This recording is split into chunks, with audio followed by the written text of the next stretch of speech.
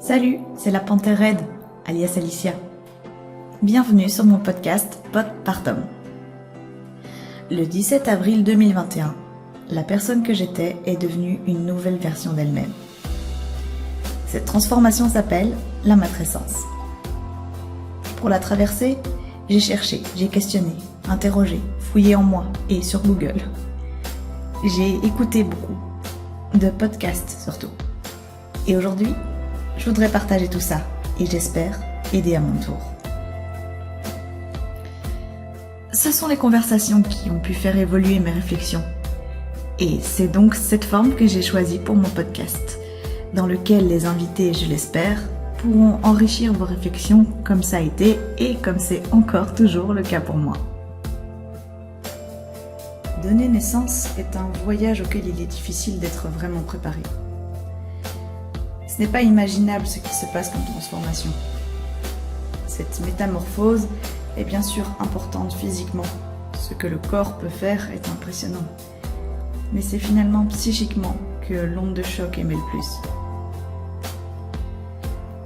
Au cours de mes recherches, je trouve de plus en plus de témoignages de mamans qui ressortent de cet événement avec un choc post-traumatique.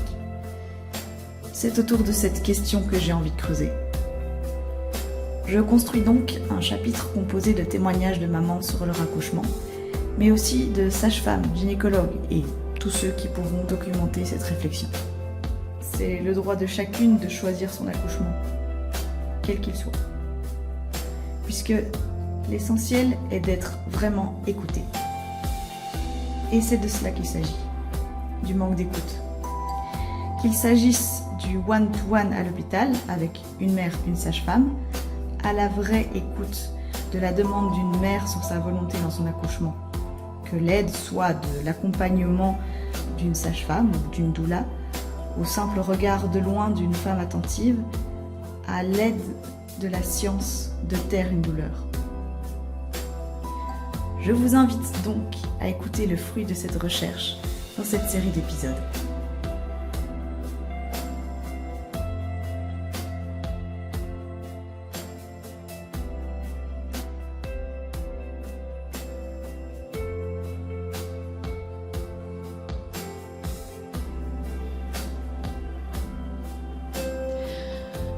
Alors bonjour à tous, ça fait maintenant 1 an à peu près que je me suis lancée dans l'aventure du podcast et le pod Bruxelles me paraissait être une belle opportunité de faire un épisode de clôture de première saison. Et pour clôturer cette saison, qui parle donc du choc de l'accouchement, j'ai invité Mélissa Chambard, qui est sage-femme, mais qui est aussi l'hôte d'un podcast, Bulle de sage-femme. Et avant d'entrer dans le vif du sujet, je vais laisser Mélissa se présenter. Bonjour Alicia et merci en tout cas pour l'invitation. Donc moi je suis Mélissa Chambard, je suis sage-femme et ma spécificité c'est que j'accompagne exclusivement les naissances en dehors des hôpitaux, que ce soit à domicile ou en maison de naissance. Donc, je suis la fondatrice d'une petite maison de naissance qui est située dans la région centre en Belgique, qui s'appelle La Bulle, d'où le titre Bulle de sage-femme. Et en tout cas, moi, dans mon podcast, j'aborde vraiment les spécificités de notre suivi, la manière dont un suivi en dehors de l'hôpital est aussi qualitatif qu'un suivi à l'hôpital, mais aussi quelles sont les petites choses particulières et la manière dont on suit les grossesses, les accouchements et le postpartum de manière très individualisée, puisqu'on a la chance de connaître les suivis, les familles qu'on suit, parfois dès le tout début de la grossesse et parfois encore jusqu'au 1 an de leur bébé. Donc moi, je suis moi-même maman de 5 enfants qui ont entre 13 ans et 2 ans bientôt. Et donc, j'ai aussi vécu plein d'histoires de naissance moi-même, en plus de toutes les naissances que j'ai déjà accompagnées. Je fais des accouchements à domicile depuis 9 ans maintenant. J'ai la chance de continuer à voir le tout premier bébé que j'ai accompagné à la maison. Et donc, à chaque fois que je le vois, ça me rappelle juste que le temps passe et que commence à y en avoir pas mal maintenant.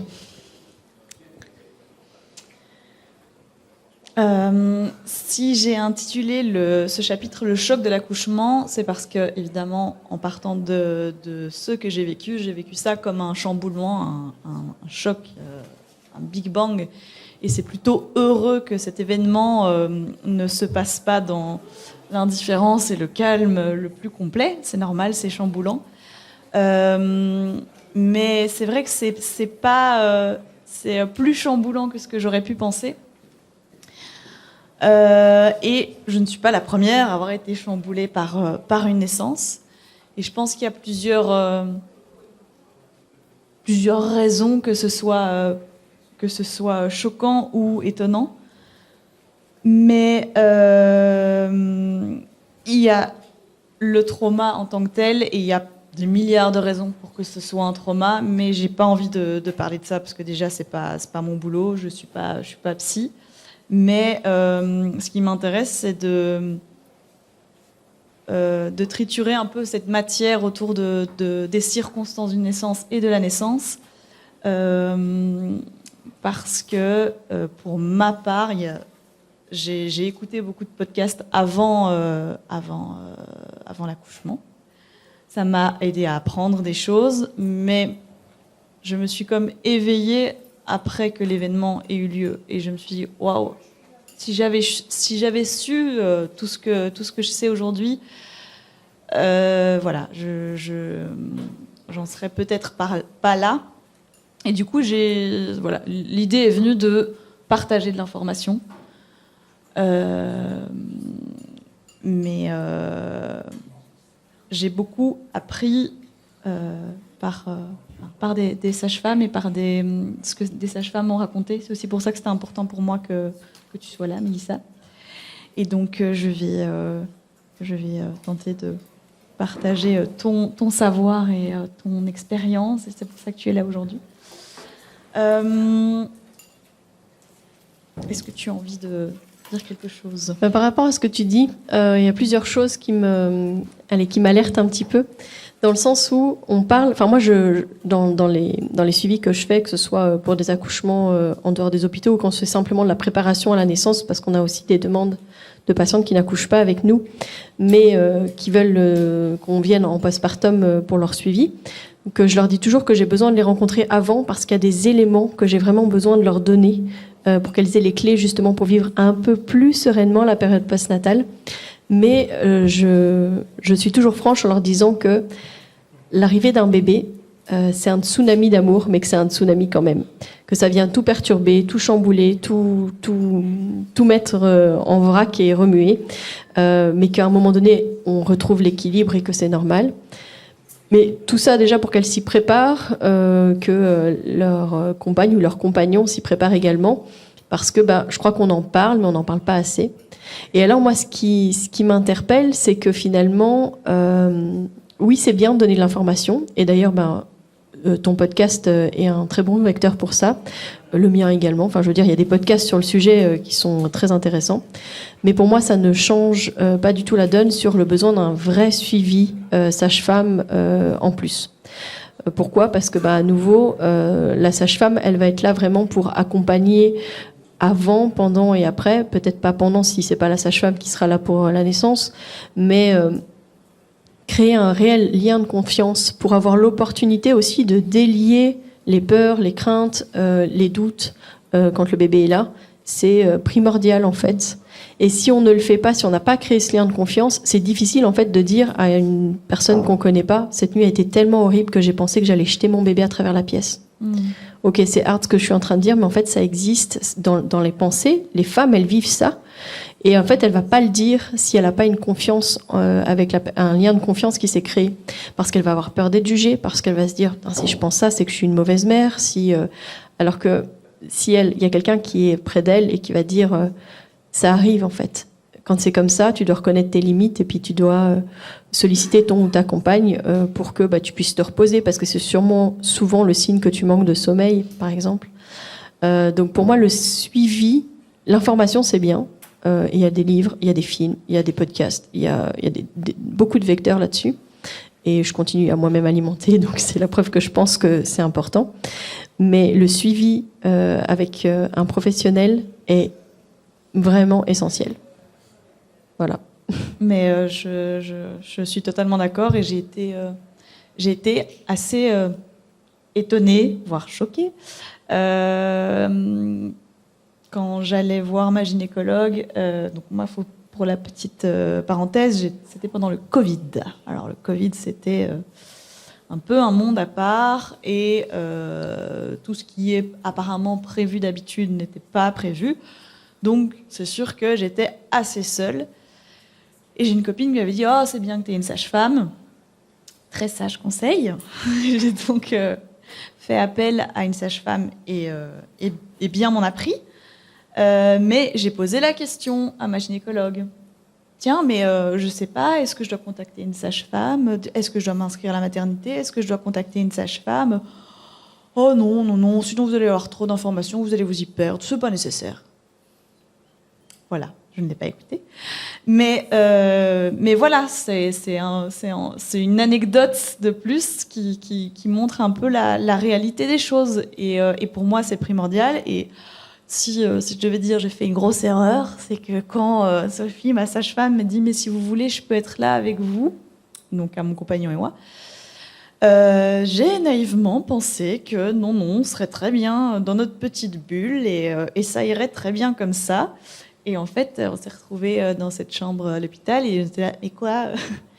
Mais on est tous seuls ici, il n'y a pas des petites sages-femmes avec des petites selles de petites fées qui sont là avec nous pour nous tenir la main. Et donc voilà, ça c'est une erreur que j'ai faite. Donc je suis totalement d'accord. Dans la réalité de travail, les sages-femmes à l'hôpital, elles n'ont pas la possibilité en fait de rester auprès des parturientes. Et tout ça, tout simplement parce que les services sont pensés pour travailler à flux tendu. C'est-à-dire qu'on ne va pas avoir trop de sages-femmes, alors qu'il y a des moments où oui, on va avoir des pics, où on va avoir plus de femmes qui vont venir, mais il y a des moments où il y en aura moins.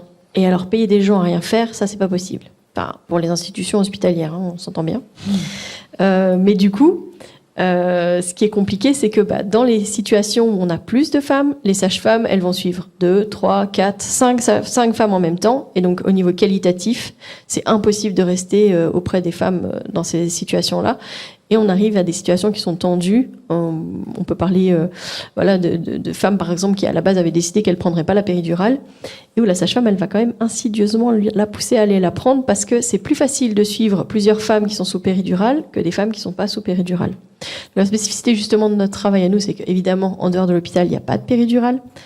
Et par contre, c'est une femme, une sage-femme, voire même à la fin, c'est une femme, 2 sages-femmes. Oui. Oui.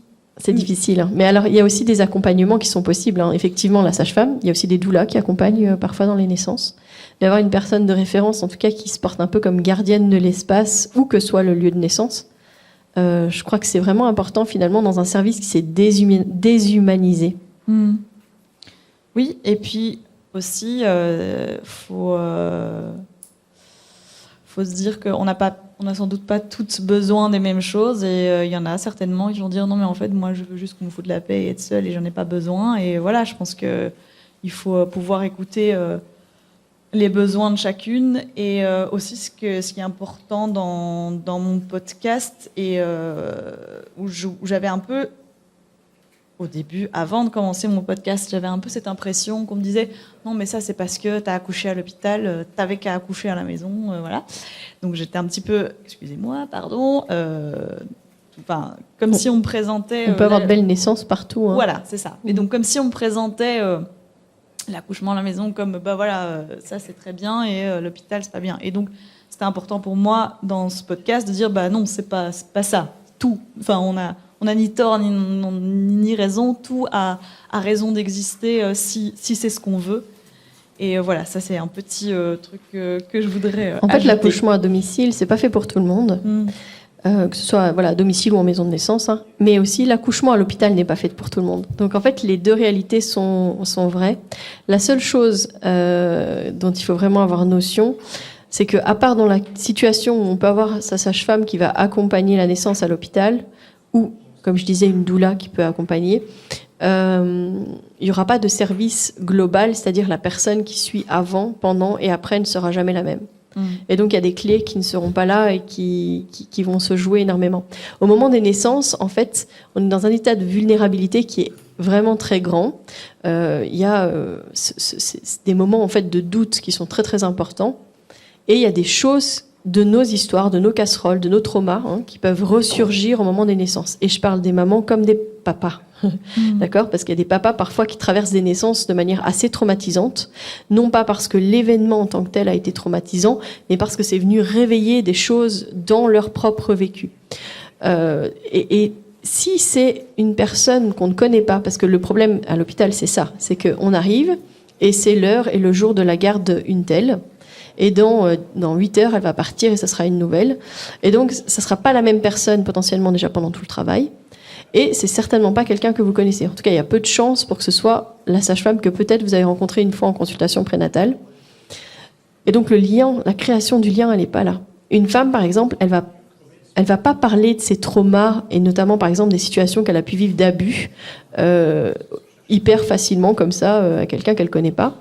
Alors que s'il y a eu un lien de confiance qui s'est créé pendant toute la grossesse, ce sont des sujets qu'elle va avoir abordés et qui va en faire des clés, en fait, au moment de la naissance. Au moment où il y aura des petits chamboulements, là, des petites difficultés, voire des grosses difficultés, et que la femme, elle aura besoin de soutien, si on connaît son histoire, on sait comment la soutenir. D'accord ? Alors que, voilà, quand c'est une femme qu'on accueille, oui, comme tout le monde, en fait. Ce qu'il y a, c'est qu'à l'hôpital, c'est standardisé, protocolé, parce que, on accueille beaucoup de monde. On a beaucoup de naissances, en général. Et du coup, il faut pouvoir manager tout à grande échelle. Donc, c'est ça qui fait la distinction. Si on a la possibilité et la chance d'avoir quelqu'un qui accompagne, ça rajoute quand même du qualitatif. Mais effectivement, on peut vivre de très belles naissances, quel que soit le lieu. Et l'accouchement à domicile n'est pas le summum du mieux de tout. On peut aussi vivre des situations très difficiles à domicile. D'ailleurs, comme je t'en ai parlé, donc Mélissa a un podcast, et j'ai écouté récemment un épisode qui m'a beaucoup parlé, parce que le vécu de chacun me parle beaucoup, et sur ce vécu, on a assez peu on peut assez peu interagir avec ce vécu. Ce vécu, il est personnel. On peut être à 10 personnes à vivre un même événement. Le prisme par lequel on vit la chose, c'est nous-mêmes. Donc, bien sûr qu'on ne peut pas tout contrôler. Mais donc, ça m'intéresse, ce vécu. Et du coup, cet épisode... Donc, si je regarde mes petites notes... Voilà, c'était l'épisode 16. Comment reprendre confiance quand le doute s'installe. Ah oui, ça c'était mon partage par rapport à mon vécu des naissances. Oui. Et où je parlais justement des moments où on a des doutes, nous aussi, en tant que professionnels.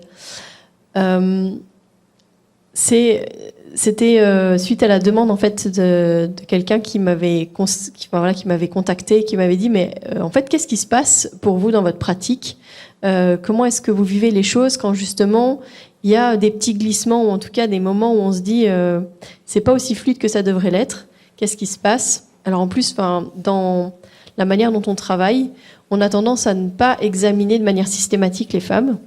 Si on peut ne pas du tout les examiner, en fait on ne les examine pas du tout, comme ça on les laisse vraiment vivre entièrement et pleinement le processus de la naissance. Mais donc on sent quand même quand il y a des moments où il y a un petit coincement là comme ça, que ça ne va plus. Et donc, qu'est-ce qu'on fait dans ces situations-là ?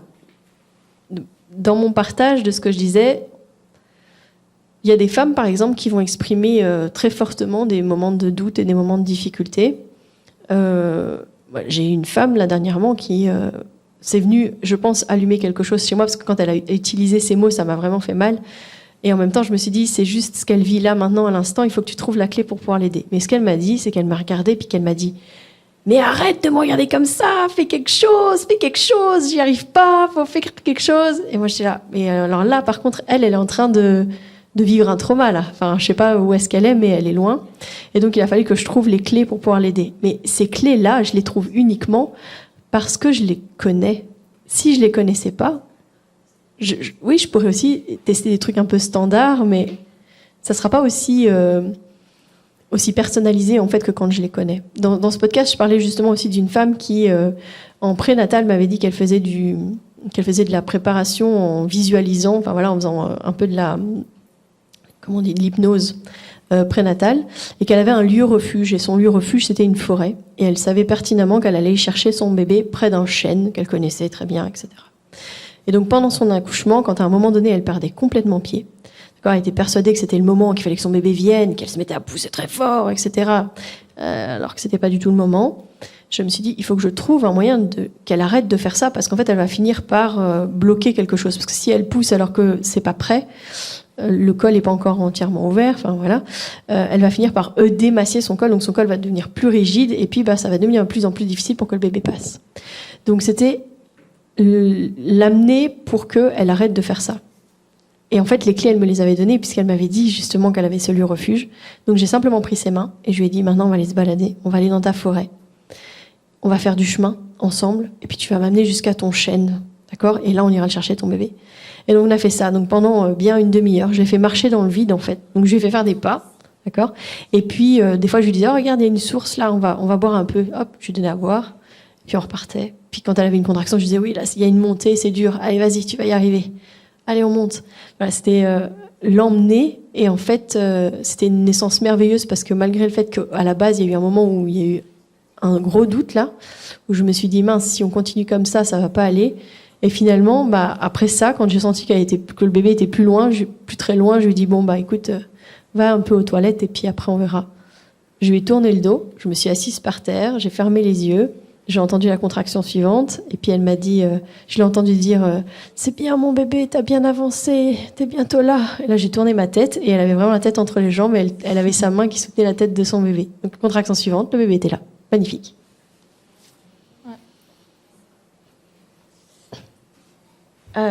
Ouais, il y a un truc quand même, il y a une notion un peu magique, même mystique dans les accouchements, et c'est quelque chose qui me fascine et m'interroge, et j'ai lu pas mal de choses sur le néocortex, et Michel Audin en parle aussi, et c'est quelque chose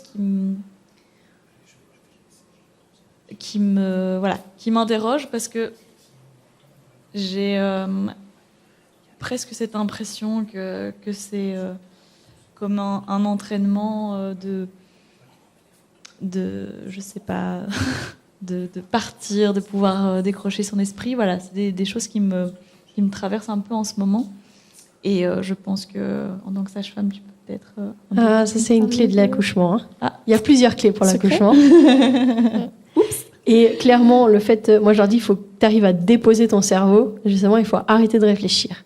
C'est-à-dire que pour accoucher sereinement, nous, les Homo sapiens, on ne le fait pas sereinement. Pourquoi ? Parce qu'on réfléchit beaucoup trop. C'est-à-dire qu'à peine on a des contractions, qu'on est déjà en train d'appuyer potentiellement sur une application pour compter le nombre de minutes qu'il y a entre deux contractions.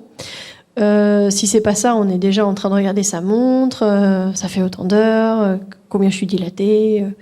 Si jamais on l'examine et qu'on lui dit à combien de centimètres elle est déjà en train de faire une règle de 3 pour savoir combien de temps il va lui rester encore pour avoir son bébé entre les mains.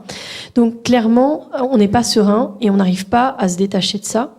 Donc la clé, c'est vraiment de se laisser emporter par le rythme de la naissance pour que justement on décroche. Je veux dire, la nature, elle est bien faite. Si ça monte potentiellement petit à petit en intensité, c'est justement pour que le cerveau décroche. D'accord ? Parce que c'est comme de plus en plus un effort plus grand.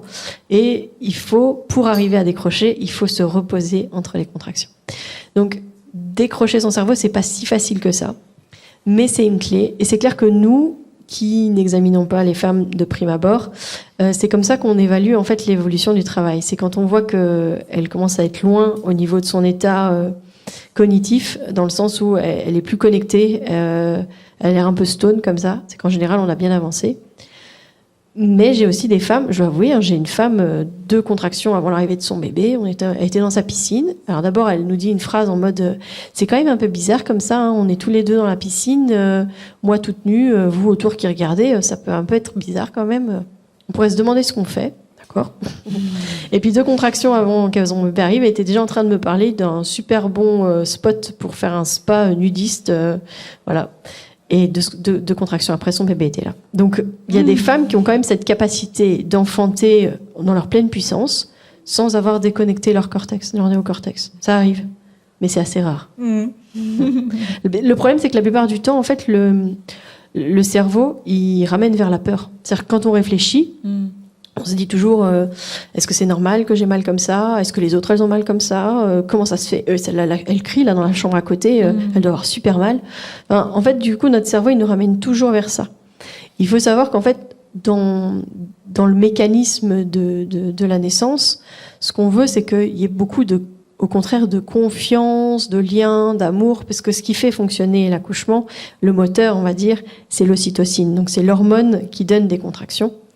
Par contre, dès que y a la peur qui vient, c'est l'adrénaline. Et ça, l'adrénaline, ça ralentit, voire ça arrête le travail. C'est ce qui nous permet, on oublie en fait qu'on est des mammifères, mais c'est ce qui permet aux mammifères, par exemple, une femelle qui est en train de petit à petit de s'installer pour mettre au monde ses petits, si elle sent qu'il y a un prédateur pas loin, elle va stopper son travail et elle va pouvoir se carapater. D'accord ? Et ça, c'est l'adrénaline, c'est le pouvoir de l'adrénaline.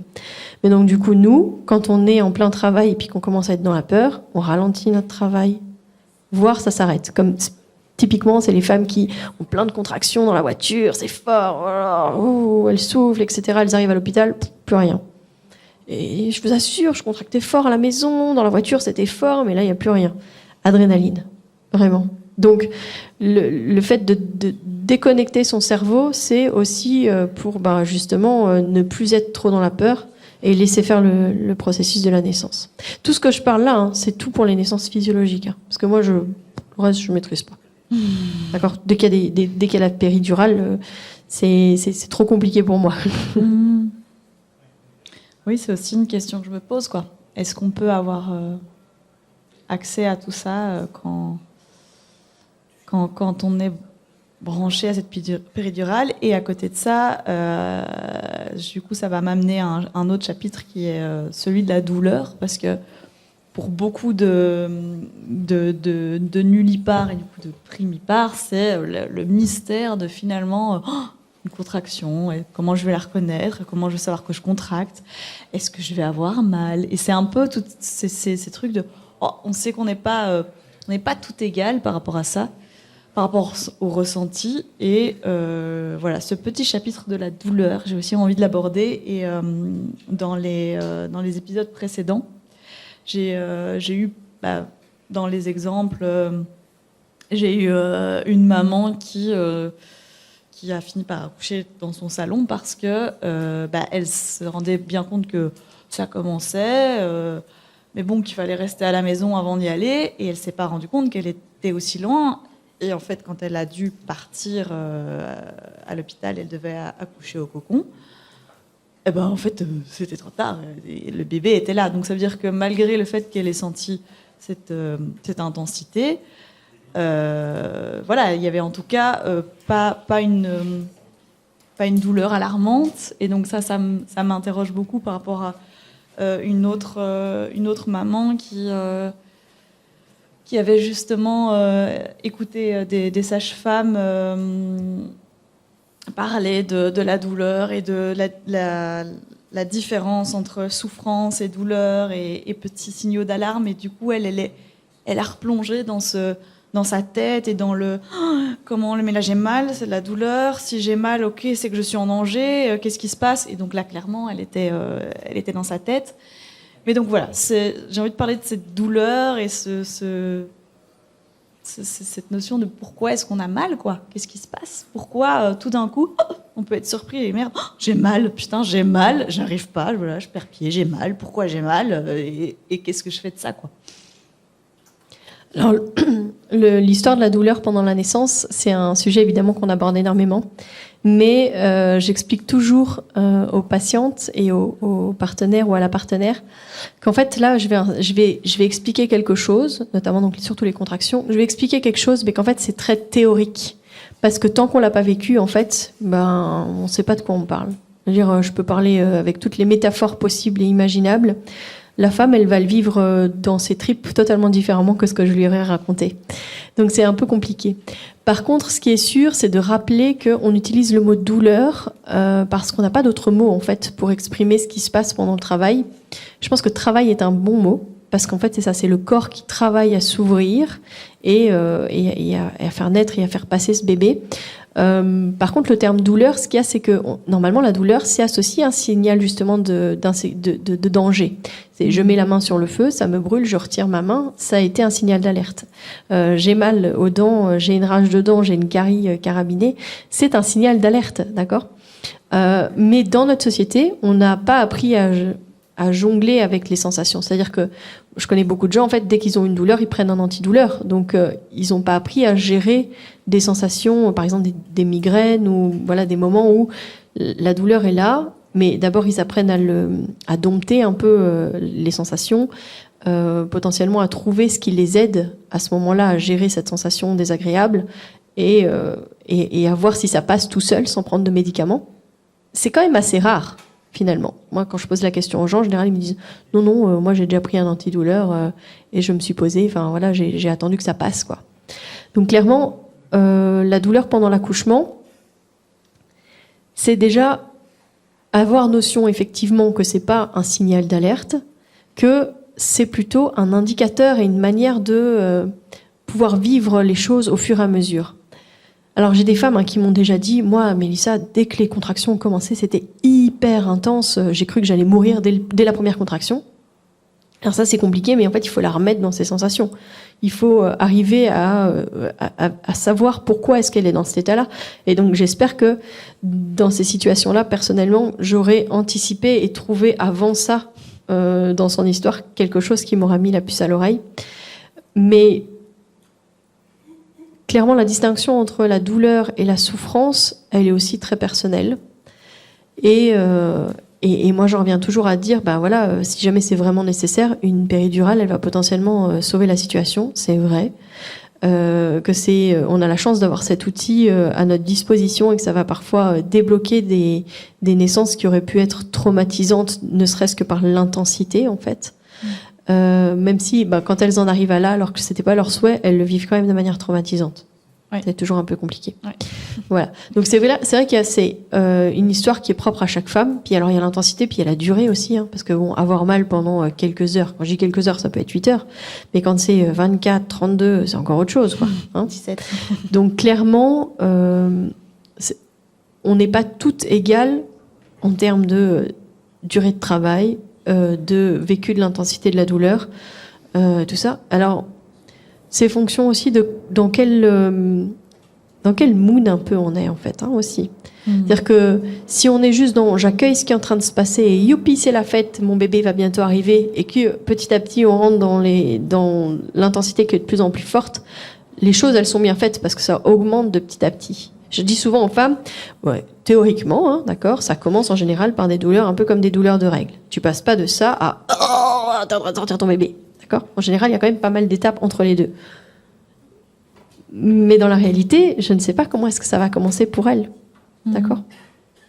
Donc c'est très personnel, parfois subjectif, parfois lié aussi à des histoires, des casseroles à nouveau, comme je disais, des traumas qu'elle a pu vivre et qui peuvent raviver des choses dans ces moments-là qui sont extrêmement fortes.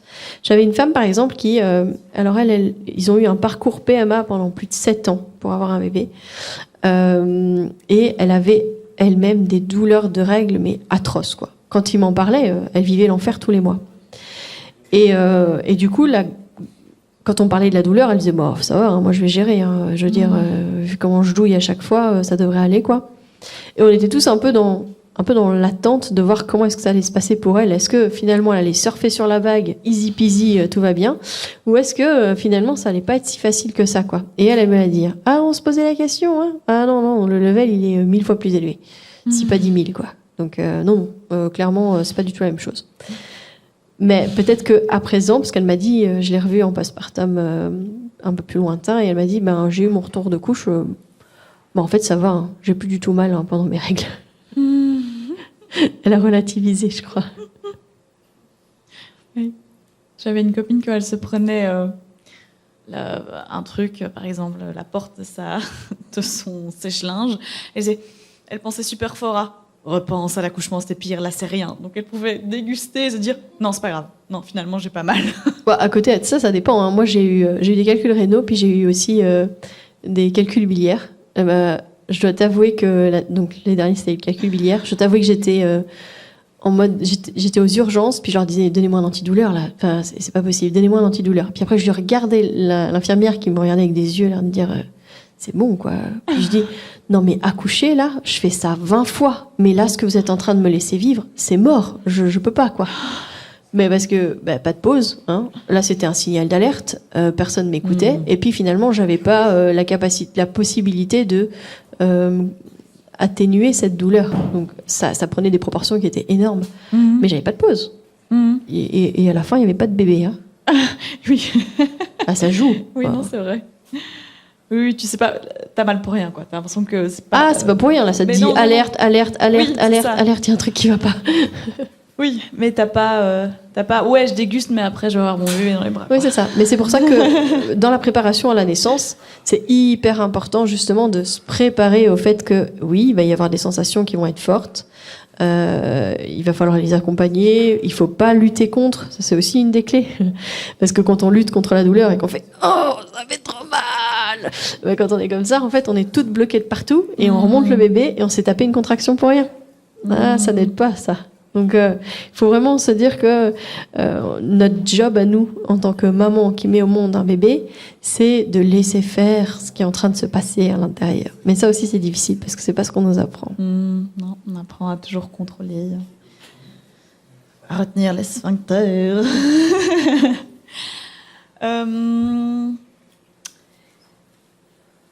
Je voulais encore aborder la chute d'hormones. On en a parlé tout à l'heure justement avec une maman qui aurait envie de balancer son bébé par la fenêtre. Donc j'ai envie de parler du baby blues. Et finalement, qu'est-ce que c'est ce baby blues et comment on peut aussi faire une différence entre la normalité de cette chute d'hormones et peut-être qu'il y a autre chose. Comment tu... Alors un baby blues, comme on le décrit dans la littérature, ça n'a rien de normal. Hein. Je veux dire, une femme qui déprime totalement à son J3, à son J5, là, pour moi, c'est pas normal du tout. C'est justement en général parce qu'il n'y a pas le soutien derrière. Parce qu'on peut être dans le doute, dans le questionnement, enfin voilà, vivre intensément son postpartum sans être aussi mal en point psychiquement parlant, quoi. D'accord ? Et donc, en général, si on a le bon soutien, les bonnes personnes autour de soi, qu'on s'était bien préparé, etc., on peut vivre l'intensité sans que ce soit aussi dramatique que ce qu'on entend parfois. Alors après, ce qui manque beaucoup dans le postpartum, c'est le village autour des femmes, en fait, parce qu'on dit qu'il faut tout un village pour élever un enfant. Puis nous, on se retrouve dans des familles très isolés finalement. Donc en plus les partenaires retournent au travail maintenant au bout d'un mois, parce qu'il y a un petit peu plus, mais c'est rien en fait dans la vie d'un bébé. Et puis en général, au bout d'un mois, on commence à peine à trouver un petit équilibre, hein, que déjà il faut partir et donc retrouver un nouvel équilibre. Puis ces femmes, à ce moment-là, elles se retrouvent toutes seules dans leur maison avec leur tout petit. Et c'est là où elles pètent des câbles, quoi. Parce que elles n'arrivent pas à le poser le bébé, elles n'arrivent pas à prendre soin d'elles, elles n'arrivent pas à faire le tiers de ce qu'elles avaient prévu de faire dans la journée. Et en fait, ça les renvoie à je suis pas assez efficace par rapport à ce que attend la société de moi. En fait, parce que souvent, c'est une pression qu'elles se mettent toutes seules. Hein. Il y a personne qui leur a dit, alors Julie, il faut que tu fasses ça, ça, ça, ça, ça. Mais dans la réalité, une femme, quand elle vient d'accoucher, on s'attend quand même à ce que rapidement elle retrouve sa forme, que rapidement elle puisse accepter qu'il y ait des gens chez elle et donc qu'elle les accueille. Alors que moi je le dis souvent, hein, si les gens viennent voir le bébé, ils viennent un temps très court. Et alors la règle universelle, c'est s'ils viennent, ils apportent à manger. Et ils apportent pas à manger pour partager le repas avec vous, ils apportent à manger pour vous. Et eux, ils voient le bébé, ils sont pas obligés de le prendre dans les bras et ils repartent. Mais le meilleur cadeau qu'ils peuvent faire, c'est apporter à manger, c'est repartir avec une manne de linge, c'est passer un coup d'aspirateur, j'en sais rien, sortir le chien s'il y en a un. Si on est en plein été, ils peuvent passer un coup de tondeuse. Mais ce que je veux dire, c'est que leur rôle, c'est certainement pas de tenir le bébé, en fait. D'accord ? Et si on soutenait les femmes réellement dans leur postpartum, on n'aurait pas un baby blues aussi carabiné. C'est normal de ressentir des questionnements, des machins, que les émotions soient exacerbées, parce que les femmes qui me disent je regarde une pub pour les mouchoirs, je me mets à pleurer. Ben, ça, c'est parce que toutes les hormones, elles sont en chute et qu'elles ressentent intensément les émotions. Mais ressentir intensément les émotions, parfois pleurer pour un rien, enfin, en tout cas, c'est ce qu'elles disent sur le moment. Et je leur dis, en fait, c'est bon, il faut que ça sorte. Laisse sortir, c'est OK, d'accord. Mais de là à être pas bien, ça, c'est pas normal. D'accord. Et on parlait des idées noires et parfois de cette image de vouloir jeter le bébé. Ça, c'est souvent un manque de relais, un manque de soutien. Enfin, moi, je l'ai visualisé. Je le dis toujours aux femmes. Je dis, tu sais, moi, je l'ai eu ça. J'ai eu ça pour ma deuxième. Il y a une nuit, c'était tellement intense que j'ai visualisé le jeter de bébé à travers la pièce. Ben, ce que j'ai fait, c'est que j'ai réveillé mon homme et puis j'ai dit, maintenant, tu fais ce que tu veux, mais tu prends le bébé, tu vas en bas. Moi, il faut que je dorme. Si je dors pas, ça va pas aller. Si on dit pas aux femmes qu'elles ont le droit de dire ça, qu'elles ont le droit de reconnaître en fait qu'elles sont pas des superwoman qui et ont vécu une fin de grossesse en général qui est assez inconfortable, où elles n'arrivent plus trop à dormir, etc., où elles se réveillent 6 à 8 fois parce qu'elles doivent aller faire pipi. L'accouchement qui est plus ou moins long, avec tous ces petits, on va dire, inconvénients, d'accord, parce qu'après, elles ont quand même, en général, potentiellement une déchirure, voire une épisiotomie. Elles ont les lochies, donc le sang qui vient après, etc. Elles sont toutes endolories, etc. Voilà. Mais en plus de ça, après, elles démarrent l'allaitement. Enfin, c'est hyper intense, c'est hyper fort au niveau du corps, etc. Et si on les soutient pas un minimum, elles vont droit dans le mur. C'est normal, en fait. Reconnaissons ce qui se passe, en fait, puis ça ira mieux. Oui. Oui, ça, c'est aussi une des raisons pour lesquelles j'ai créé ce podcast. J'ai été presque en colère d'avoir eu autour de moi tant de gens qui me disaient « Tu verras, c'est le plus beau jour du monde, c'est les meilleurs moments de ta vie. » Je vois plein de mamans qui sont totalement d'accord. « Tu vas voir, c'est incroyable. Quel beau cadeau. » Et t'es là, comme ça, t'en peux plus. Tu t'es fait rouler dessus par un camion et t'es là « Non, mais attendez là. On m'a arnaqué, là, c'est pas ça. On m'a raconté des conneries. Oui, il y a un truc qui va pas, excusez-moi, il y a un truc qui va pas, c'est pas vrai. » Alors, moi, ce que j'ai vécu est pas non plus universel, mais j'avais envie de dire, mais merde, quoi. Pourquoi tu me l'as pas dit? Surtout après d'entendre des copines. Oui, c'est vrai, moi aussi, je l'ai mal vécu. Mais putain, pourquoi tu me l'as pas dit avant, quoi? J'avais un peu l'impression qu'on m'avait menti sur la marchandise. La parole, elle se délie autour du postpartum, heureusement quand même. Mais c'est clair qu'il y a un tabou. Et puis, je sais pas pourquoi, il y a aussi une notion.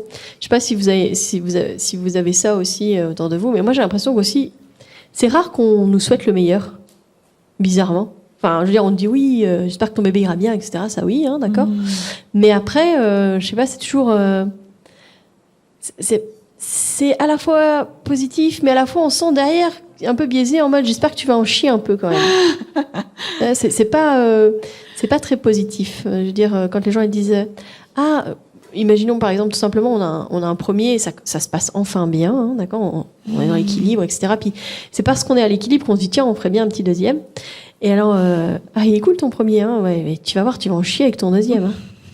D'accord, c'est souvent ça, j'entends souvent ça. Quand les femmes elles sont enceintes, on leur raconte rarement des histoires de naissance qui se passent bien. Au contraire, on va leur raconter des trucs assez trash. On a envie de dire aux gens, mais ferme ta bouche, quoi. T'as pas besoin de lui raconter ça, sérieusement. Dans le postpartum, par contre, je pense que parler de la réalité du postpartum, c'est assez important. Parler de la réalité de l'accouchement aussi, mais pas en termes de la pire catastrophe où la vie du bébé et de la maman était en jeu à tout instant.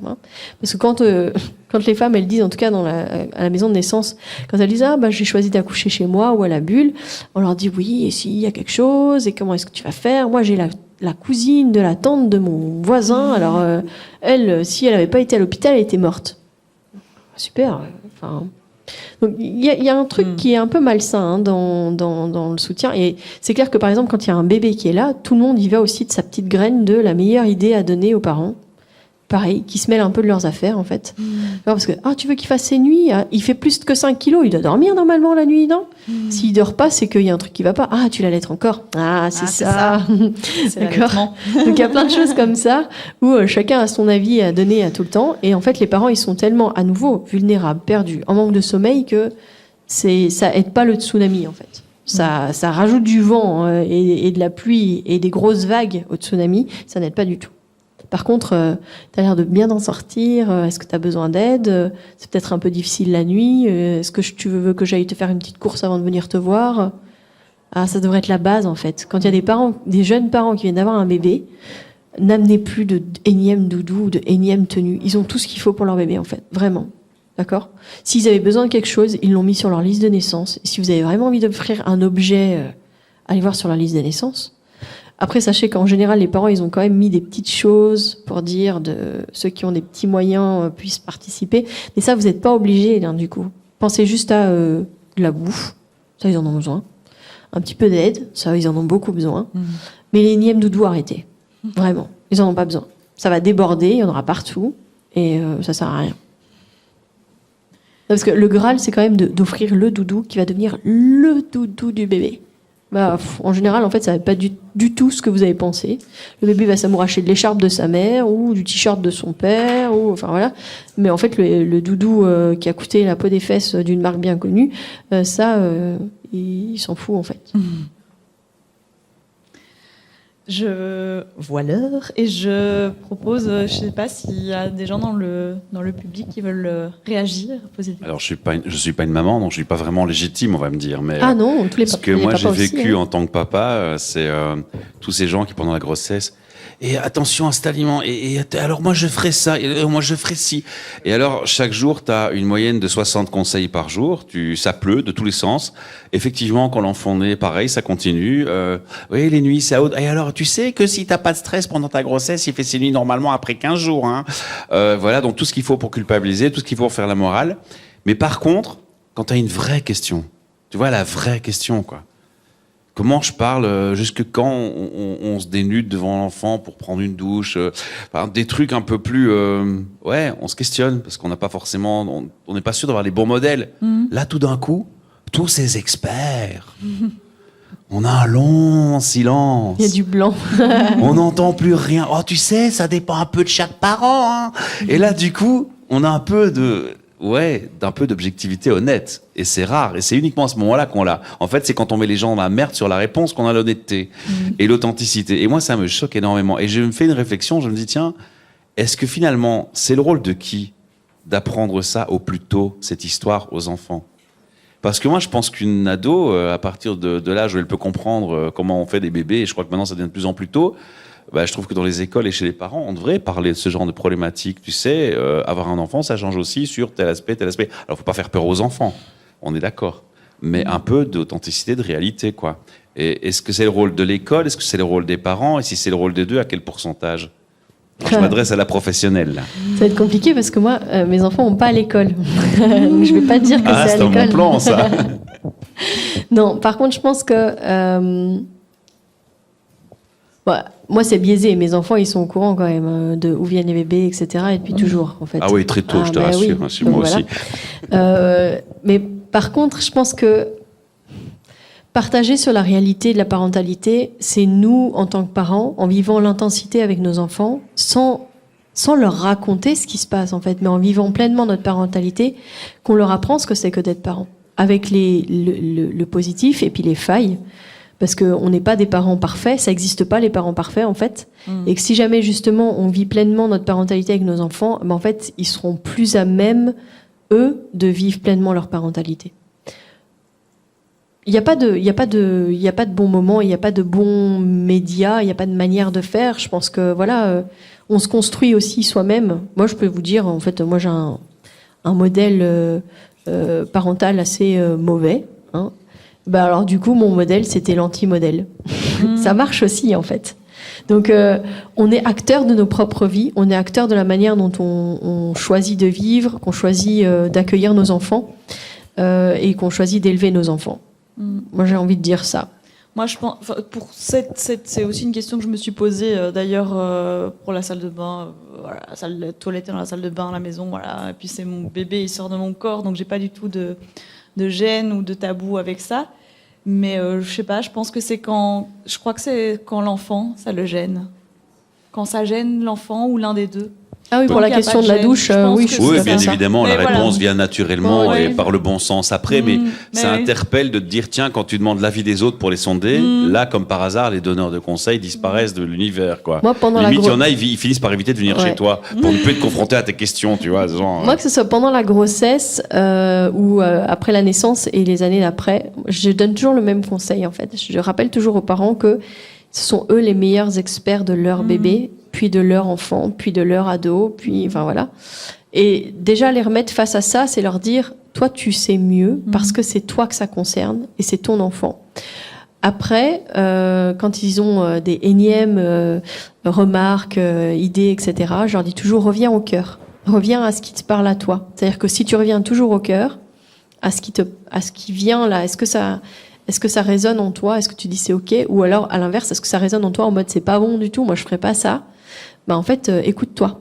Parce que c'est important. J'ai une femme, par exemple, que j'ai rencontrée il y a quelque temps, qui m'a dit oui, moi, pour mon premier, il y a eu des moments où c'était tellement dur, je l'ai laissé pleurer. Je l'ai mis dans son lit, j'étais là, je le regardais, mais je le laissais pleurer. Alors moi, à l'intérieur de moi, évidemment, ça fait oh, pauvre bébé, c'était dur quand même pour ce bébé. Mais je l'ai écouté. Hein, et ce que j'ai entendu aussi, c'est qu'elle m'a dit, je ressentais à l'intérieur de moi qu'en fait, si je l'avais pris, en fait, ça aurait pas été. Que j'aurais pété un câble, en fait, que d'avoir ces pleurs dans mon oreille constamment, etc., ça aurait été difficile. Et donc, j'ai dit, alors c'est bien, tu t'es respecté et t'as certainement mis ton bébé en sécurité, en fait. Donc, oui, il y a la manière optimale, limite instagrammable de comment est-ce qu'on élève les enfants, hein, d'accord? C'est jamais comme dans Instagram, d'accord? on revient aux réseaux sociaux. Hein. Oui, mais c'est comme ça que les parents, ils s'informent comme ça. Donc, parfois, ils ont cette image biaisée de c'est comme ça que doit se passer la parentalité. C'est faux, c'est un fake, d'accord? Mais par contre, reconnaître dans les intensités et puis revenir au cœur. Et là, je pense que c'est ce qu'elle a fait, cette maman. Je lui ai dit, tu t'es écoutée. Et ce que tu as fait, c'était justement l'appel du cœur de dire, je pense que si j'avais gardé mon bébé tout ce temps dans les bras en train d'hurler, je lui ai parlé du syndrome du bébé secoué. Je lui ai dit, si ça arrive encore, c'est pas que les gens qui font ça, ils se disent pas, tiens, aujourd'hui je vais me lever, je vais secouer mon bébé jusqu'à le tuer ou l'handicaper à vie. Non, mais ça arrive encore. Mais voilà, elle s'est alertée et elle l'a fait.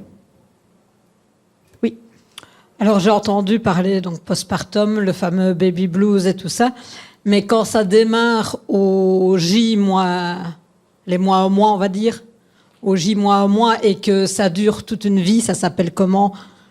Parce que quand j'entends ces fameuses cases, j'ai l'impression qu'on va passer du spécialiste parce que ça se déroule avant la naissance et qu'on n'est pas bien dans sa peau, qu'on va passer après au spécialiste 2 parce que ça se passe dans les fameux 3 jours. Parce qu'un bébé, je vais dire, ça se rend pas. Donc quand on nous le met et qu'il faut à un moment donné qu'on a envie de dire on peut le rendre, on le rend pas. Et surtout quand on est une mère. Merci déjà de ne pas avoir parlé d'instinct maternel. Déjà merci. Voilà. Mais donc voilà, à quel moment on sort des cases, comme quand je vous ai entendu parler au départ de dire on a ce fameux tsunami là et après il passe, qu'est-ce qui se passe quand il passe pas? Il faut voir aussi quelle est, on va dire, l'histoire de la personne en tant que telle, quoi. Hein. Il y a peut-être une histoire de dépression sous-jacente avant et qui peut perdurer en postpartum. Donc c'est hyper important effectivement d'accepter d'être accompagné aussi là-dedans. Moi j'en ai accompagné des femmes qui ont eu beaucoup de mal avec leur nouveau-né et leur petit jusque plusieurs mois après la naissance et que si elles s'étaient pas fait aider, je pense pas qu'elles se seraient sorties de cet état-là sans aide en fait. C'est une réalité. C'est pour ça aussi que je te posais la question des normes, parce que parfois ça peut faire du bien de se dire ok, c'est juste normal, mais aussi parfois ça peut faire du bien de se dire en fait c'est pas normal et j'ai besoin d'aide. Et donc les deux réponses peuvent faire du bien, mais voilà, c'est important aussi d'en parler, de se faire aider. Oula. On a déjà fini en fait, c'est ça. Il nous reste une toute petite minute de temps de faire la clôture et je vous laisse faire la clôture avant. Et puis j'aurai une petite annonce et je vous laisse continuer. Oui. Mais non, donc je voulais juste en profiter pour dire qu'il y aura une seconde saison et puis plein d'autres encore, parce que j'ai envie de parler de plein de choses. Et je vais sans doute aussi lancer un crowdfunding, parce que voilà, je mets beaucoup de cœur à l'ouvrage, j'adore faire ça, mais Mais voilà, je pense que tout le monde est là pour le dire. Faire du podcast, c'est dur parce qu'on passe énormément de temps là-dessus et en fait, on n'est pas reconnu et pas soutenu. Et donc voilà, je vais tenter un petit crowdfunding à la fin de cette saison. Alors moi, j'invite les auditeurs et auditrices et tous les spectateurs en public et en différé, en streaming, de s'abonner à ton podcast et de suivre ton actu sur ton site et pourquoi pas de faire participer à ton crowdfunding. Alors, on va passer au suivant dans quelques minutes, mais sachez que le food bike est arrivé avec de superbes et délicieux hot dogs végans. Ils sont dans le jardin, en cuisine derrière. Et puis, revenez vite ici pour le prochain. À bientôt. Un grand merci. Merci à vous. On les applaudit, vraiment. Merci pour votre partage. Merci.